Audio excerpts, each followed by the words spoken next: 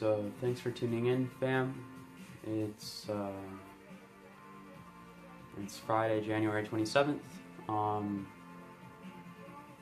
And I just wanted to talk a little on, in a sense, being a healer, because this is something that I've experienced as I've grown over the last year with my own service to others, as well as I see many people trying to do the same thing as we move towards a collective oneness. A lot of people understand that service is the way, but few understand how to pour out their cup for others without emptying themselves and being empty within. So we have to understand as healers that on this earth we have a finite amount of energy, which would be translated into time in a sense. So whatever energy we put into people, they should want to grow with that energy in a sense. So the people that we want to help should want to help themselves. As healers, we want to help the world because we see the world as a whole, and then we see people as a microcosm of the macro. We see that, it's not their fault. The world did this in a sense based on the systematic opportunities that were given to them. So I would say this: don't get caught up in your service to others. Don't let, in a sense, your mission pull you into someone else's darkness, because that's not service to the whole. That's simply serving your need to feel fulfilled in the now moment.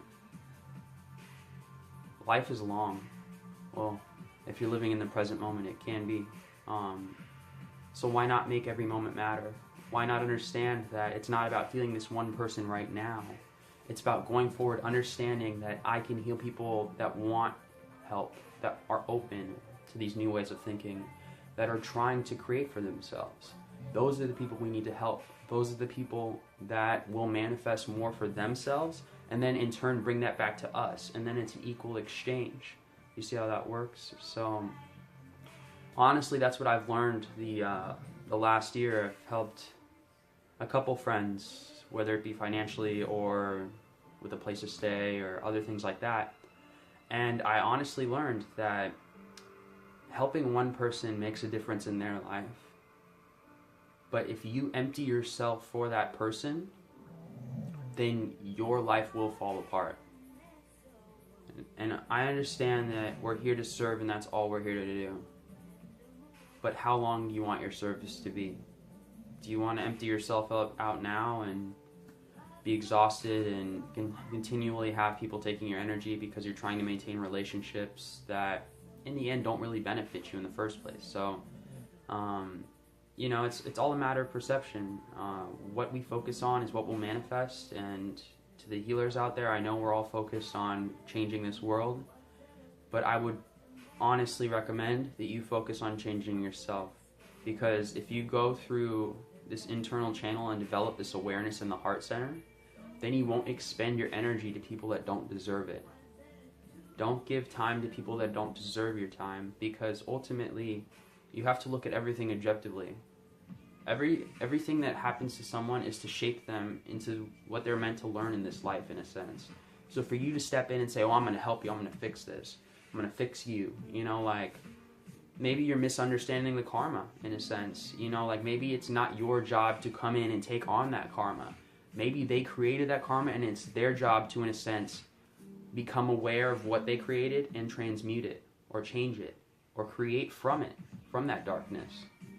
So I'll be honest, I've made this mistake twice now on a serious level where it hurt me financially or mentally or emotionally. So now I'm at the point where I offer people my services, my time, my teachings, because I understand that it's not about me helping one person. It's about me letting this information out, and then through your own awareness, you can develop yourself just like I did.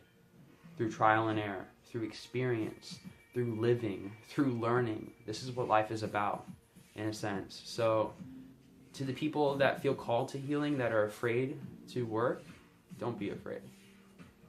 Fear is the sharpest form of limitation, in a sense. Fear is what will always limit us from accessing the higher planes of existence. Fear is the only thing that keeps us disconnected from Source. So when we succumb to fear, then healing does not need to happen in someone else. Healing needs to happen within ourselves. If we are still afraid of our environment, then we do not understand or perceive the oneness of everything, and that all is love. And the division we perceive is an illusion created by the mind, perpetuated by a system of inequity. So, it's our job to rise up and change from within ourselves, not focus on that external world, not focus on our friends that need to change, our friends, our family that need to wake up. We ourselves need to be that change. We ourselves need to be that transformation for this world. It's not about the revolution. It's about the evolution. The evolution of consciousness, the rising of the heart, the fading of the mind. All illusions will fall away, and love and light shall rule the day, because unto infinity there is no end, only new beginnings. So we have to remember that this is not our first time around the block, and this will not be our last time. So we must be present and serve others, and not let the fear perpetuate within ourselves. We control what goes on within ourselves. You create your own reality. So when we look at our lives, at the external world, at the internal world, we have to understand that we created this, because although society did not have our approval, we are still that society that allowed this to happen. We are still a part of this whole on earth called humanity.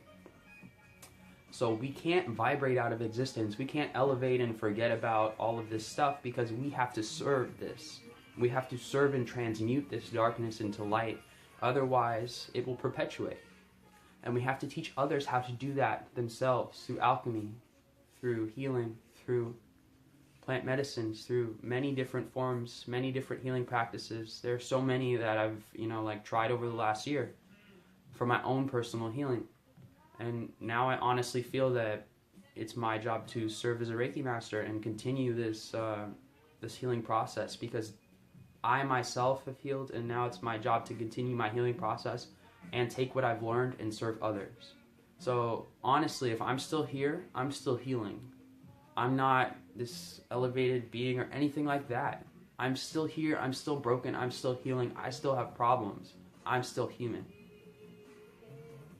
But I've come to the realization that human is a label or identifier limiting us, limiting the expression of consciousness for what we could be.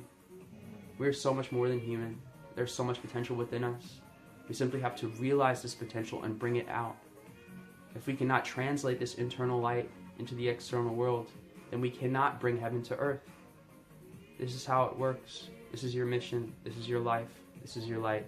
You must shine without want or worry, unconditionally, returning to wholeness in the infinite ebb and flow of creation. Now is your time. This is our journey together as one. Thank you, soul family, for tuning in. I love you so very much, and together we're going to change this world one moment at a time, by being present within ourselves, healing ourselves, and accepting others for who they are, a product of a system of inequity. We have to understand, while they may hold certain opinions that do not sit well with us, they are simply a product of their environment of toxic darkness, and we ourselves must be transmuters, alchemists, healers, and light bearers. Thank you so very much for tuning in, family. This is for all of you. Thank you. Sat Nam.